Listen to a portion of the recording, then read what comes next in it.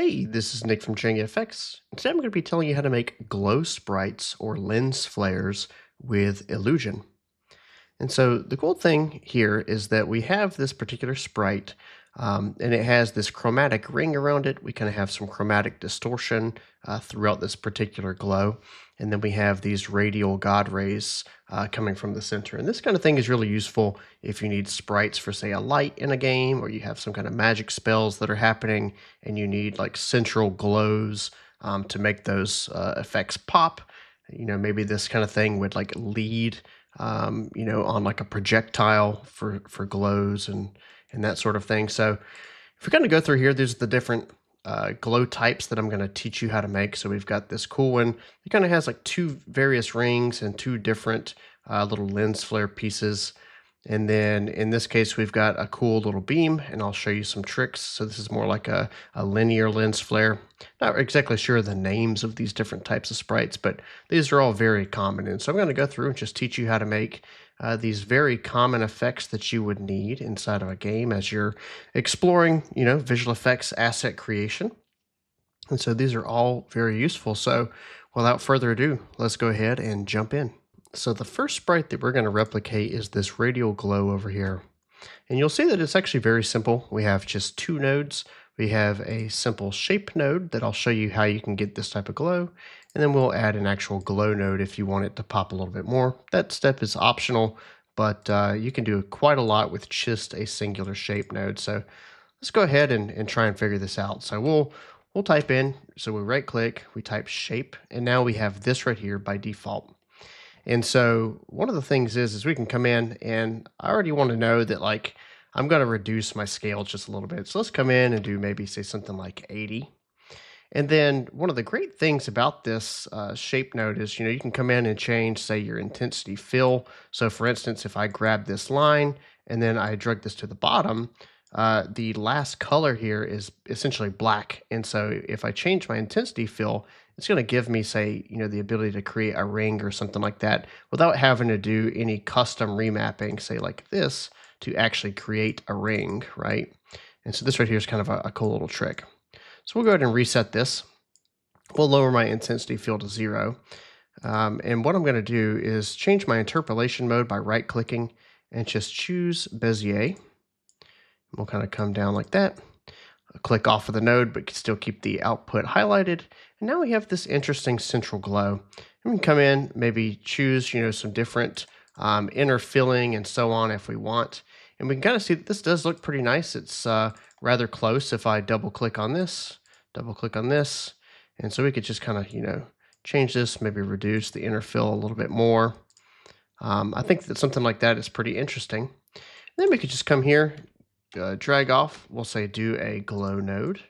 And I think that we probably need a bigger radius and then less intensity. And so if we choose maybe say an intensity of 20, and then you can just kind of see how radius affects this. And you can just kind of choose what fits for you. And so we can kind of see the two differences, but these are mostly the same. And it looks like the values in the top one were 27 and 50. And it looks like here I have like 22, 31. But this right here is the gist of how you create this. And you can do all kinds of different things. So if we say say something like linear or whatever, you can have like stepped gradients and a number of different options. So there's a lot of cool things that you can do with just this node. I highly encourage you to experiment, and we're going to move on to the next glow. So if we go through these different nodes, we can see that we have a couple of different shapes. We kind of make a cross out of it. We blur it, add in a center glow piece. We do a transform to make it a little bit smaller. We have a color ramp, a glow, and a blur. And then in this case, I have this section here that I called optional rays. And so something I found out before trying to make this tutorial is if we add in a transform node and say a UV radial, and then we scroll down and we choose chaos. And so now let's choose this output. Now you can see that you can actually make individual light beams and that sort of thing. So if I come in and maybe, change my scale just a little bit more, maybe something down to like that, we can actually have this cool light ray effect as well, versus just simply having this simple lens flare option. So this right here is an option that you have, but let's show you how to build this from scratch. So the first thing I'm going to do is I'm going to go in and type in shape. And then as you can see here, we need to make this relative width rather low. And so we can come in and we're going to choose, maybe let's say something like 15. Then I'm going to change my rotation to 90. And maybe we want to go a little bit lower. Let's say like 12. That looks pretty similar. And I'm going to try not to click the nodes to just kind of show you my thought process as we go through this. So the next thing is I want to bring in another shape node. And what I want to do is go down to blending and make sure that we have this set to add. And so now we've got this particular shape. Let's click our output.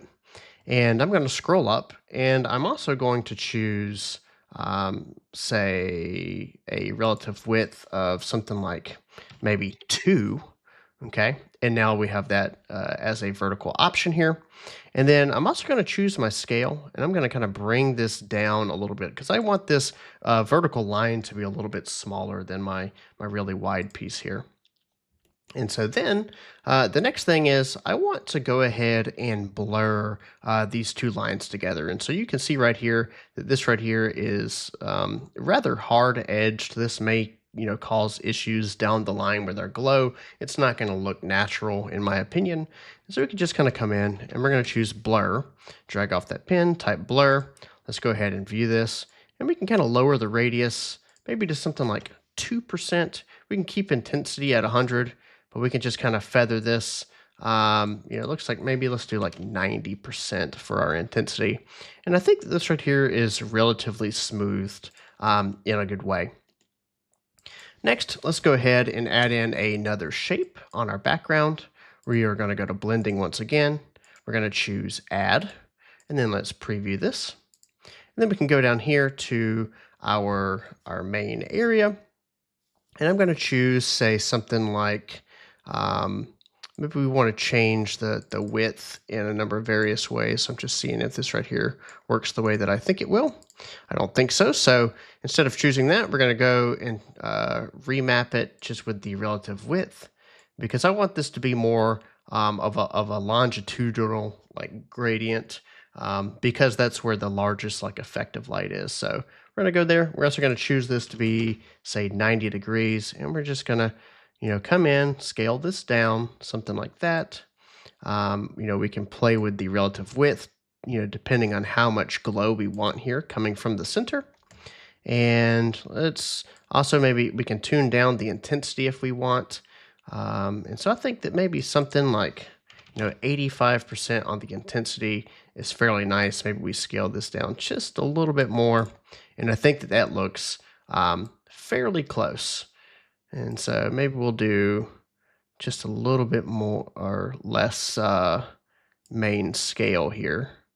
Something like that. Maybe we actually do something like 30. And then we come in and choose a larger relative width. Maybe we do something like 92. So I think that looks pretty close now that I think of it. And that's pretty cool. The next thing is we want to add in a transform. And once again, this is just to scale things down, because once we start adding glow, we don't want the glow to hit the edge. We don't want it to be, a hard line and that kind of thing. So we're going to come in, and I'm just going to choose, by default, let's say something like 70 for our scale. And so let's see here. And by the way, if it does not scale for whatever reason, if you type in, a particular number, it's usually because the transform is trying to keep the texture to be tiling for whatever reason. So we can choose no tiling right here, and that's going to allow us to scale this down.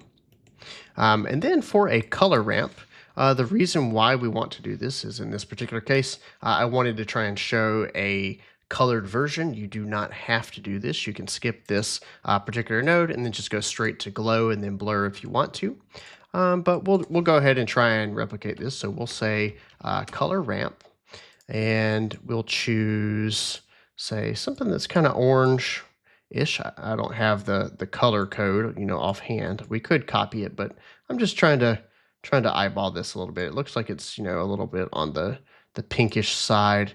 So maybe something like that looks pretty good. And then if we want to, we could say come in and adjust, say like the value or something like that.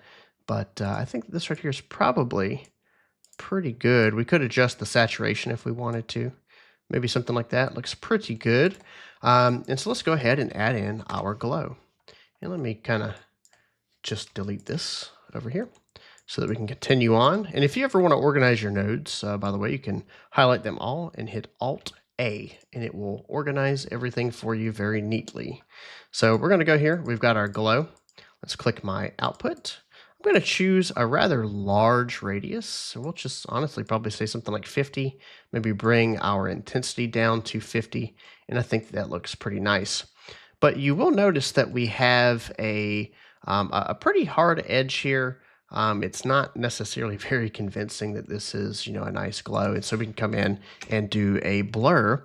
We're going to kind of blur this in. So let's kind of come here. We will kind of just lower this just enough, maybe lower our intensity a little bit, something like that. We can come in and kind of retweak our glow. Maybe we do want something like 100%, but maybe a little bit lower radius. And so you just kind of tweak this. I can kind of see that, the size of this glow isn't particularly working for me on this center shape. So maybe we can come in and, lower that relative width. And so we've got something maybe like this. And so I think that looks, pretty nice. If we compare against, it does look like I'm using a slightly smaller transform, which does kind of help. And we're using a slightly different color ramp. And so, for instance, if I just came in and maybe copied and pasted this color ramp, we'll see, kind of how that looks comparatively. And so you can see that this does have a slightly different color here. It looks like it is completely black, but this is FFD1BC is the color code.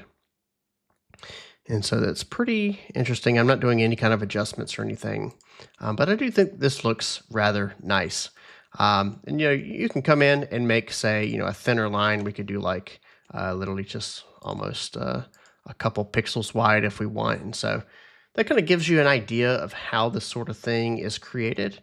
And I think that more or less we have pretty much nailed this effect, minus maybe something like, maybe that's like 65. I'm pretty satisfied with that replication of the effect. So go in, change your different, the different radiuses, the relative widths, kind of play with your blur, play with your shapes, try different blending modes, try different transforms.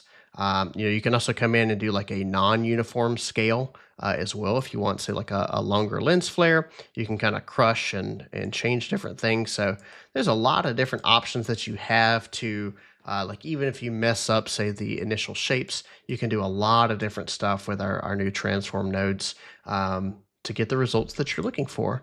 So let's go ahead and move on to the next one, which is right here. So I would consider this glow to be some kind of, it's almost like a half moon or a crescent to a degree. This kind of thing may be useful for something like a radial shield in a game. It just kind of depends on what the particular effect is. This could also, maybe be like the leading edge of a projectile or something like that. But I think this kind of glow is useful to understand, how to actually create it. And so I thought that it fit in with this similar tutorial scheme at least. So that's what we're going to try and create. So now that I've kind of described what it is, we can kind of see these different steps here that we take. And let's go ahead and try and recreate it. So the first thing I'm going to do is I'm going to, of course, come in and add in a shape node, but I'm actually starting around here in the graph. And so the reason for that is I want to get the base ring kind of set up. And so we'll kind of come here, we'll choose something like this, and now we can use the inner filling trick that I talked about. And so we'll kind of change this maybe to something like that. We're going to change our scale down to something like 80%. Then we're going to lower our intensity. And so let's just kind of come here so that we're actually previewing this. And then we can come in and lower our intensity maybe to something like, let's do like 25, I believe is probably pretty nice. And then I'm going to copy and paste this node with Control C and Control V. And I'm going to plug this into my background. And so what I want to do is I'm going to come in and I'm going to change this to be additive. And then for this shape right here, we're going to plug in a linear, or actually let's just type in gradient because that's all the node is called. So we have a gradient here, and I'm going to go ahead and say, just preview this real quick. We can change this to be, say, 45 degrees. And then we can come here and we can kind of move this around until it gives us the highlights that we want. So let's go ahead and view our output shape. Then we can just kind of move this along as we need to. We can change, say like the relative width to kind of change how our glow actually fades. And then that's also going to give us kind of the strength of this particular edge. And then of course, like if we come in and rotate this, that's going to change the angle of, the light, so to speak, or where this glow actually is. And so I think that maybe something like 45 degrees is, it's perfect, it's mathematical, and we will go with that. And then I think that what we'll probably do later on in the effect is we'll come in and add in another gradient so that we have less of a color down here on the bottom left. But we're not quite there yet. So the next step is going to be blurring this together, because we do kind of have some hard edges, and we can come here, we can kind of change our intensity if we want this to be a bit of a better glow. We can kind of change the inner filling if we want it to be, just on the direct edge of this. You can also come in and change, the way that this is remapping if you want to. So there's a lot of options here. This is just kind of my general workflow for how to replicate this exact thing. So I think what we'll do is we'll come in and lower that inner filling again to something like 80, I think is what I had on the other node. So we'll make sure that they match. So I'm going to come in, we're going to add in a blur node. And then let's just kind of, tweak this until I think it looks pretty nice. Maybe we'll do something like 3%, and we can just kind of play with this to see. I do think that maybe 100% looks pretty nice. But it looks like here I'm using 3 and 100%, and I'm probably having a much lower intensity. And so if I really wanted to match that exclusively, maybe we do something like 15%, and then we'll do something like maybe 15%. And then I am matching that. And so this right here looks a little bit better. I probably had, so if I look here, just to kind of get a reference here, it looks like my inner filling is 21 and 13 with a scale of 8. So we have 21 and then 13. So something like that. And so we can see that this is a bit closer. So it looks like I didn't want as much inner fill so that we have kind of more of a gradient towards the center. And it's kind of hard to pick that up on my monitor because the sun is shining in my face. And so, but what we'll do is we'll go here, we got that blur, and then let's go ahead and add in, say, something like a glow. And so we can kind of come here, we'll increase our radius quite a bit, I think, and maybe kind of, come in and lower the intensity. So now we have something that's rather nice like that. And then we're going to come in and do, say, a blend. And we want to make sure that this is set to multiply. Then I'm just going to come over and copy this particular gradient.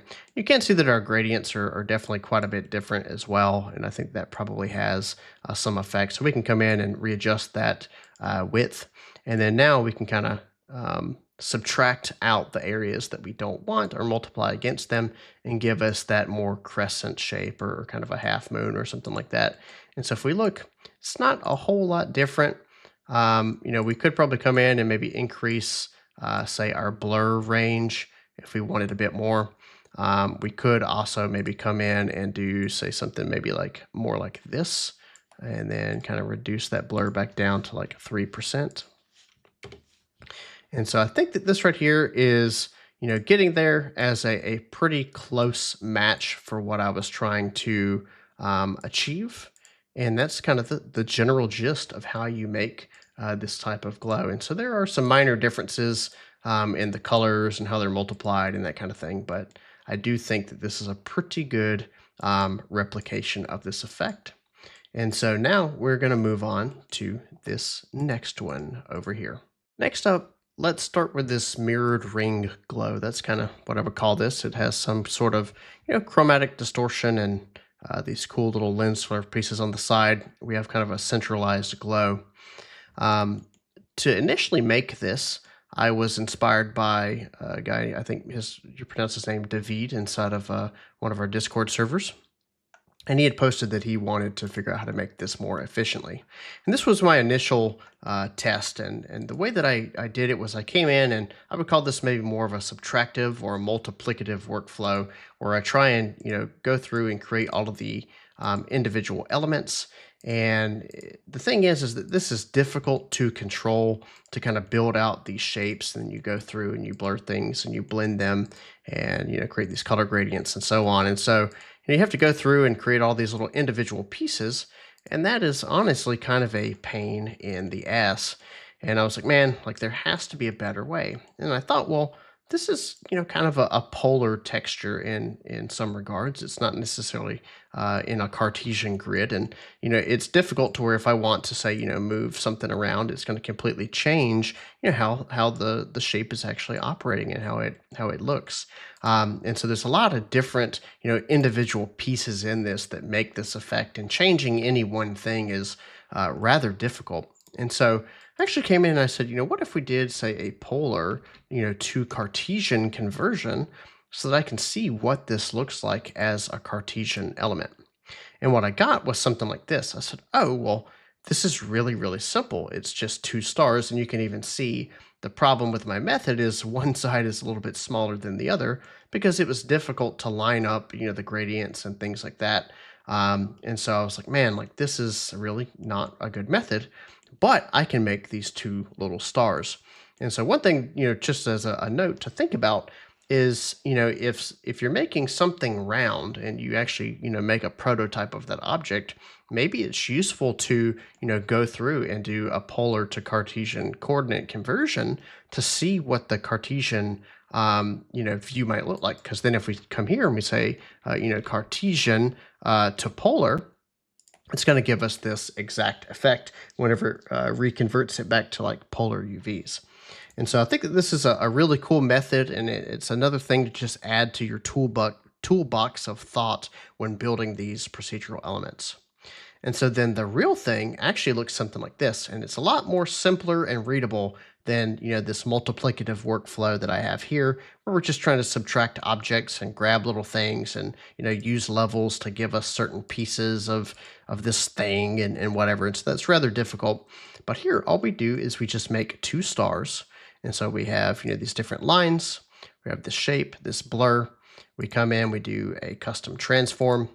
We blend them together, and now we have equal stars on each side. Cartesian to polar. We do a glow. We make a blur. We blend that background blur with this original Cartesian to polar here. We do a color ramp to keep it sRGB.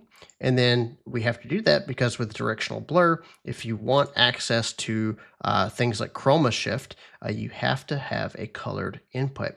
And so this is much, much simpler. And so let's go ahead and figure out how we're going to do that. So the first thing is we're going to type in shape.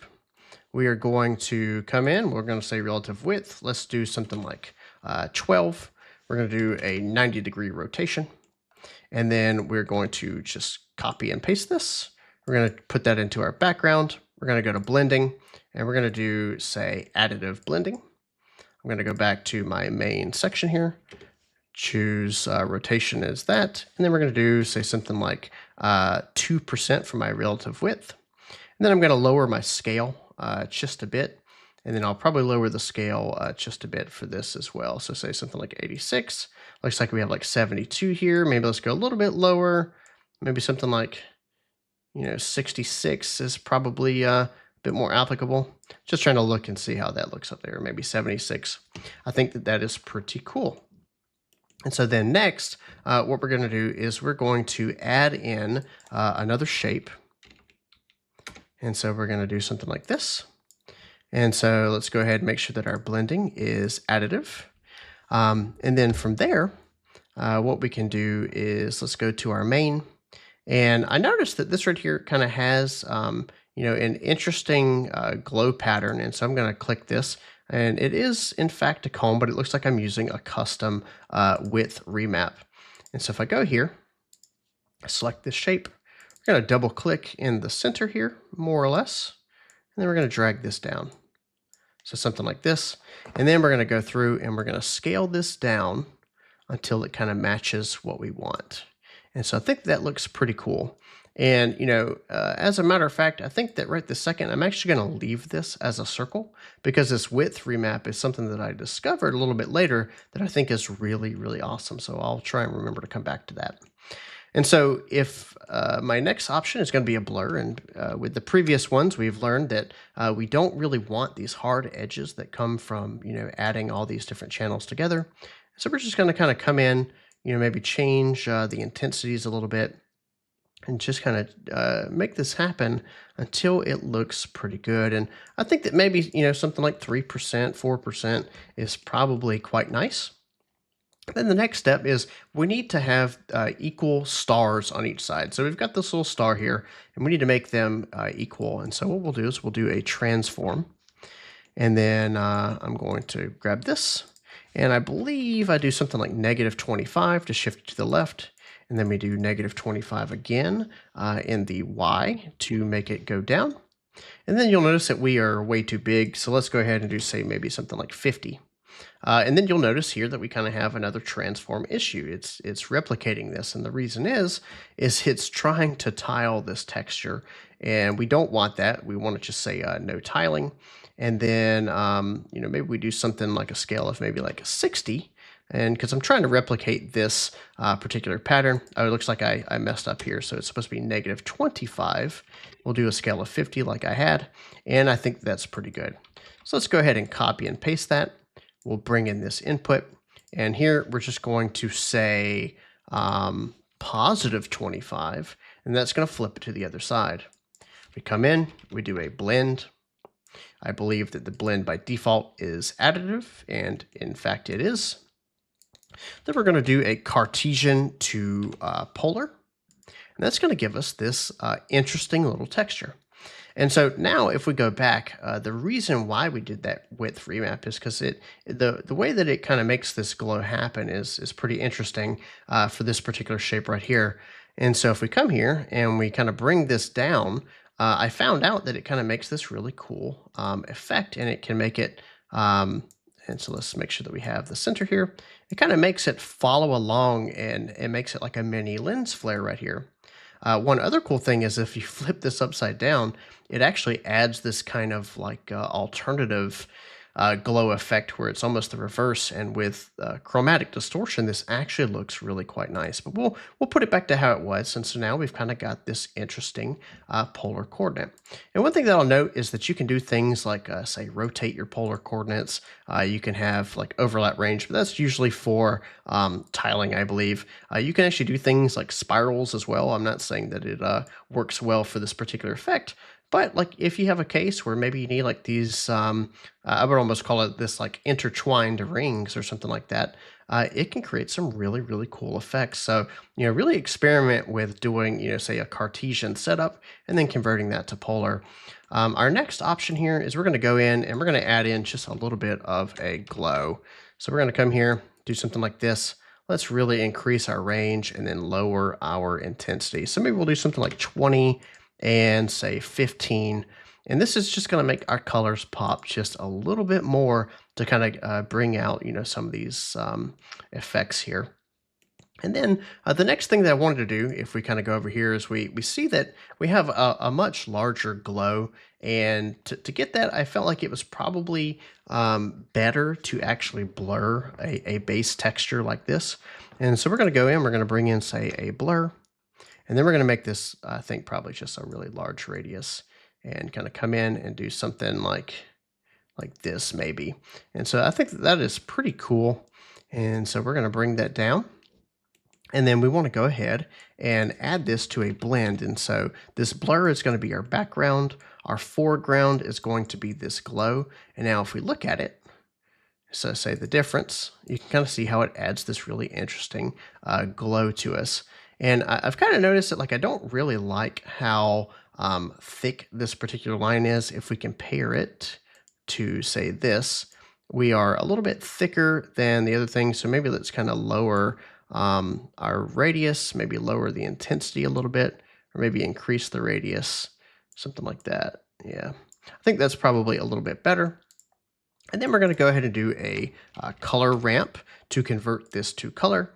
We're going to choose sRGB to kind of keep the same color, because by default grayscale nodes are sRGB. That's going to make sure that we have the right color interpolation. Then we want to do a directional blur. And we're going to come in and we're going to do UV radial. And so then from here, we are going to choose this to make sure that we have, say, chroma shift. And so we can just kind of tweak this a little bit. We're going to, say, lower our directional blur distance, maybe to something only like 5. And then we can just crank this chroma shift up to 100. And I think that we have come pretty close to this. And you'll notice that this is a little bit thinner. So maybe we can come over here. Maybe we have a relative width of something maybe like 8, right? So we kind of come in, choose this, and then we can go back and we can tweak these individual values. So we kind of see what this width does. We have, say, a different scale. We can kind of lower our intensity if we wanted to. And so it looks like on this one we had like 9.33 here. So we do say something like, 9. We kind of have some different size blurs and so on. But for the most part, I would say that this is a really, really good replication. Now, one thing I do want to check is, so it looks like the radial intensity, I'd actually lowered it, so we can do something like 7. And then that's also going to ensure that we have a really thin thing. And now, if we look at this, I mean, the difference is still there. And let's see what my distance here is. So we have 10, forward, back, average, 100. So let's do 10, forward, back, average. And so I think that if we kind of came in here to our shape, maybe we want to lower this scale quite a bit as well. And I think that right there is really, really close. Look at that. That is super, super close. We have a little bit too much blur, I think, on our option over here. So we can do something like that. But this is really, really close. We have a little bit more glow and a little bit more pop, I believe. So we can look, say, 6.5 and 65%. And so really a lot of this is just kind of going in and experimenting to see, the different things that you can do. And so now we really have that hard line almost that we were looking for. I was previewing the wrong one. But this right here is the gist of kind of how you create this effect. We could come in, maybe do something like 1. And yeah, there we go. That's giving us the exact hard line to kind of replicate. And so there's not a whole lot of difference here. You could go in and maybe, bump up, maybe bump up the glow or something like that. If we kind of come here. And I think that is pretty freaking close. Look at that.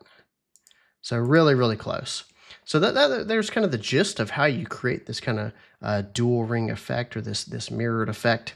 I think this is really quite awesome. It would definitely be used for something like a lens flare around another really bright object in your game. And I think that would look really, really nice. So let's go ahead and move on to the final one, which is this advanced glow. To get started with this one, let's go ahead and preview each step. So we've got a shape here that has some really interesting noise patterns. Looks like we're running a levels over it. We're doing a polar scatter. We have a simple color gradient to kind of give this some color. Looks like we are doing a directional blur. And it looks like we're plugging this into chromatic modulation. So you can see that wherever I move this is where the chroma colors kind of pop out. We have a glow.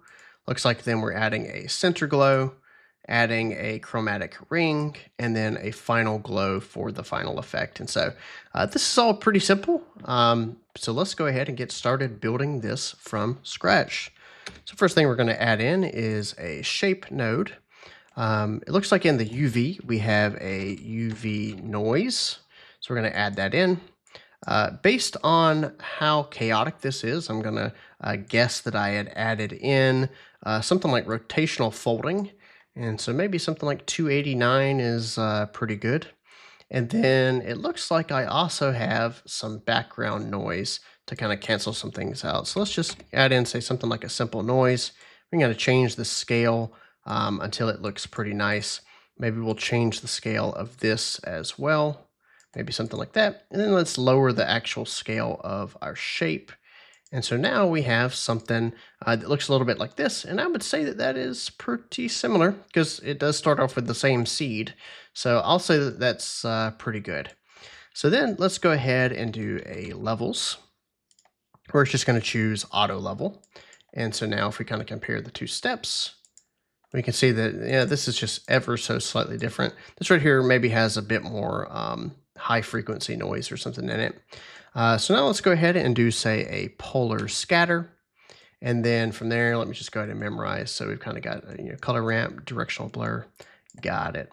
So we're going to go ahead and do, say, just a singular ring.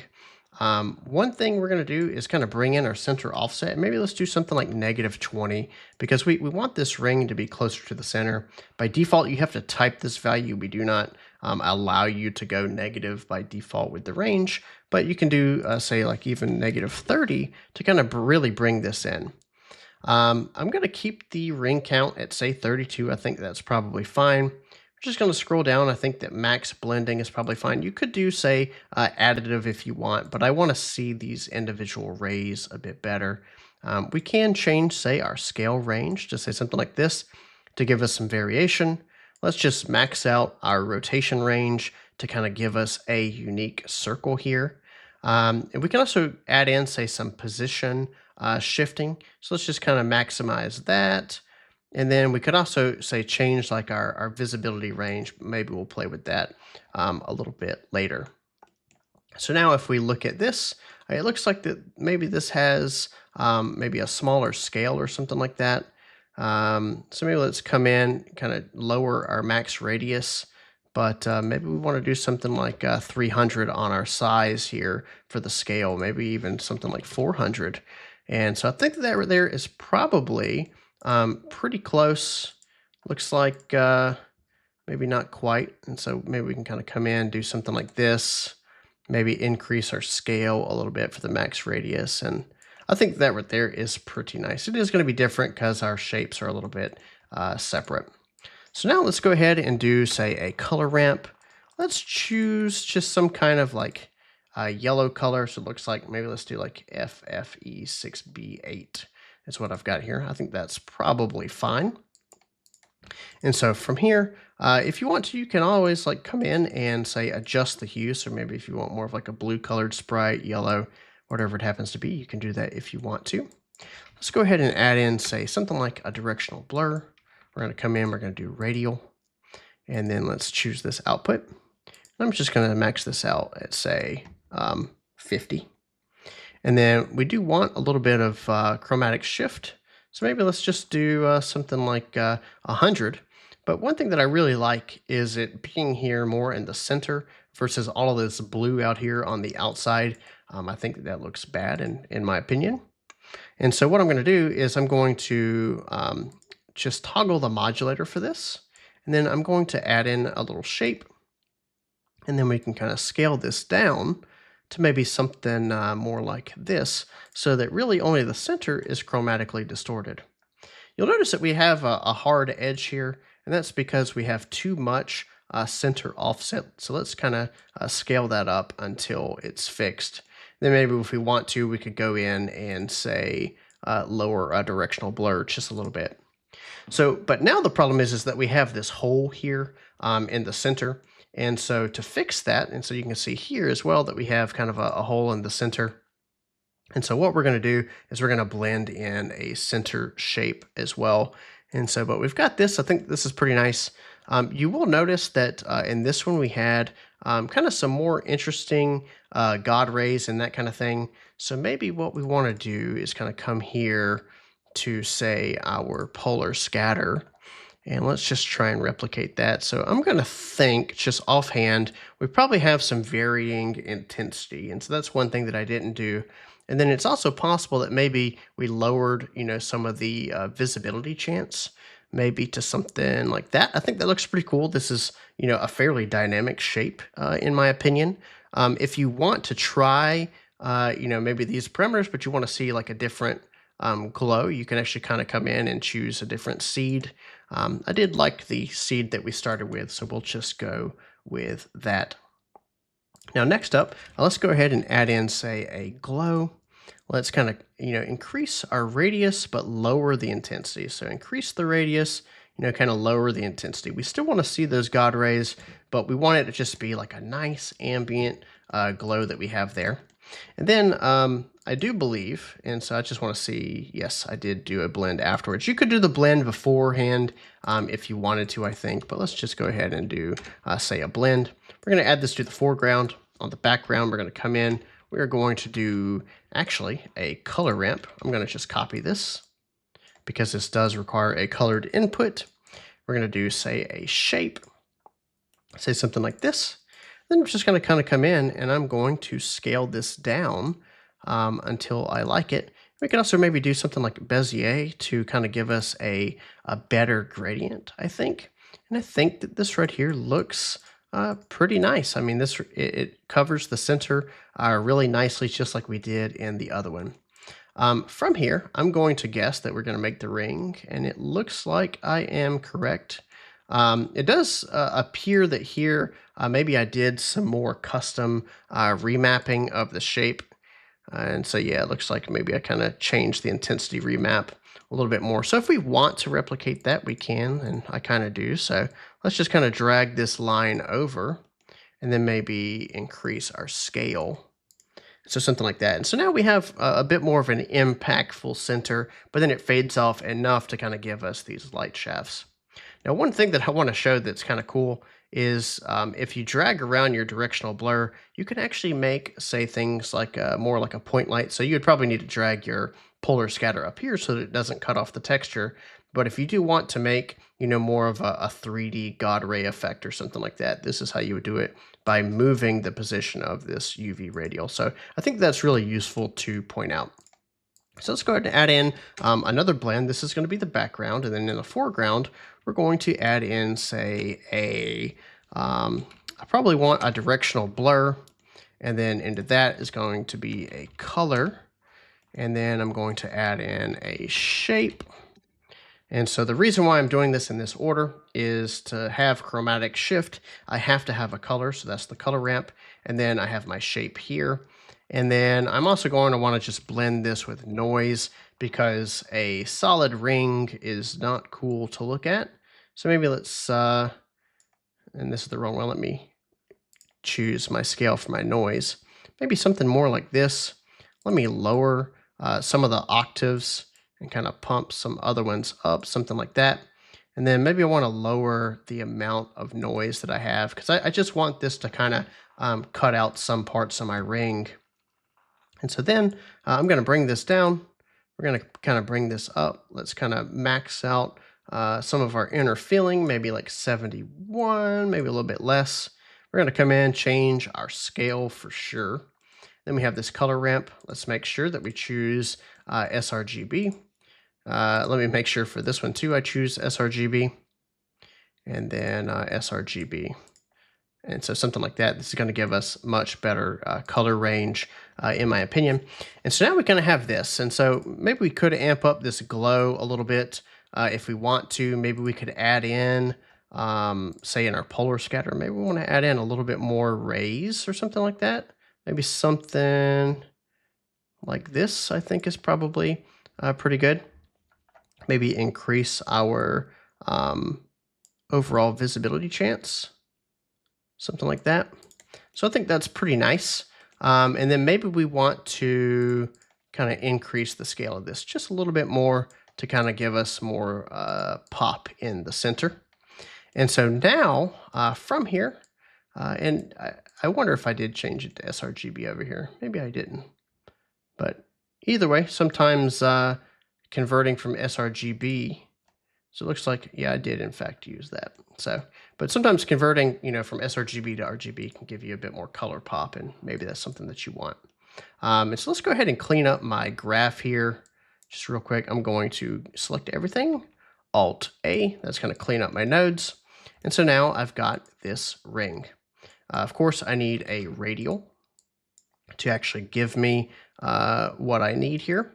Then in directional blur, I'm going to just kind of like max out chromatic and then kind of choose this. We can also do like a samples distribution ramp if you want a harder edge. And maybe in this case, let's just say that we do. And then if you want to, you could choose something like maybe symmetrical. You could choose, say front only or whatever, depending on what type of chromatic push you want on this ring. And then we could, come in and let's say lower our intensity, maybe something like that for the ring itself. If we kind of move this noise around, we can see how that's kind of changing, where the glow is. Maybe something like this is pretty nice. And then if we want to, we can, come in and change the scale. So maybe if we wanted it to be more in the center, maybe we can increase the intensity or something. And so it just really depends on where you want to put this ring at. So maybe increase that scale. But in general, this right here is the gist of how you would do this. You can make this, maybe match the yellow if you want to, maybe make it a little bit more white to give you more chromatic aberration or something like that. But I think that this is pretty nice. And let me just compare graphs. It looks like on the flip side, I am doing a glow as well. So let's just come in. We'll say glow. Maybe increase the radius, lower the intensity a little bit. Now we have a really, really bright centered glow. And then it looks like in the other one, I was probably doing a bit more of a directional blur, something like that. One thing that, maybe I would do in this particular situation is, maybe kind of come in and, lower the scale of this just a little bit more so that we're not reaching the edge with our glow. So we'll come up here and let's just kind of choose scale, or rather max radius. So something like that, kind of lower that. And so you can just, you can tweak this endlessly until you are satisfied. But in general, if we kind of compare the two, looks like I, had maybe a bit more blue hues and stuff like that. If we look at this, it's looking like so I had this, we did a color ramp. Looks like I had some, maybe intensity remapping that was a bit more harsh. We did do a directional blur. If we click that, it's actually rather low for the directional blur distance. And we kind of have that glow, and then that gets plugged into there. And then for this, I'm guessing that, let's see, the glow. So I really like some of the blue hues and stuff like that we have on this one. And so I think that's just maybe more due to more chroma shift and maybe more directional blur. And then if we kind of go over here, and so maybe we can kind of come to this, increase our scale, and that's going to give us more of those blues. So I think that's a pretty close match. We can lower this intensity and kind of like remap things down like that, kind of scale down that intensity or whatever. It looks like we probably had quite a bit more directional blur distance. And I think that's probably getting close to a pretty even match. And like I said, like if you want, more variation in your shafts like this, maybe, lower the overall visibility chance in your polar scatter. But I think that's pretty much it. If you go through this, we just covered a heck of a lot of stuff about glows. And let me show you one final thing. We're going to bring in my flare generator. And so if you kind of apply everything that we've learned here, this right here should look pretty familiar. The only difference is, say I had a polygon here, added a blur to it, did a copy and transform to give me different colors, add a glow to it, kind of do everything together as a singular blend, color ramp, glow, chromatic flare, right? And then transform. But the cool thing is I've gone in and I've randomized a bunch of different parameters. So, it's things like the max radius on the polar scatter, directional blur, and so on. And so now if we go in and we randomize this, we get so many different flare types just based on things that I thought would be cool to randomize. This is anything from noise to the shaft count to just all sorts of different things. And so I think this is just a really, really awesome way. And you can see, with all these different variations, how far this technique can take you. Maybe you do want a ring, maybe you don't want a ring. If you don't want the ring, you can just kind of come here and then keep on randomizing. And so I think this is really, really quite cool. This does a lot of cool stuff. We have that cool little lens flare thing at the bottom. And so I'll go ahead and I will link the original kind of tutorial preset and this flare generator in the description. It's going to be a Google Drive link. So let me know in the comments if this was a great tutorial. I'm sure that this was pretty long. It's probably close to 40 something minutes, I'm going to guess. I don't have a timer. But this is really nice. And so this gets you started with creating, textures for visual effects. Glows are really important. Lens flares are really important. And I hope that this helped you add more tools to your arsenal. And IlluGen is such a powerful tool. And don't even get me started on how you could actually animate all of this stuff as well. So there's so many different things that you could do to really take this kind of stuff to the next level. So I hope this helped. We'll catch you later, and I'll do more IlluGen tutorials shortly.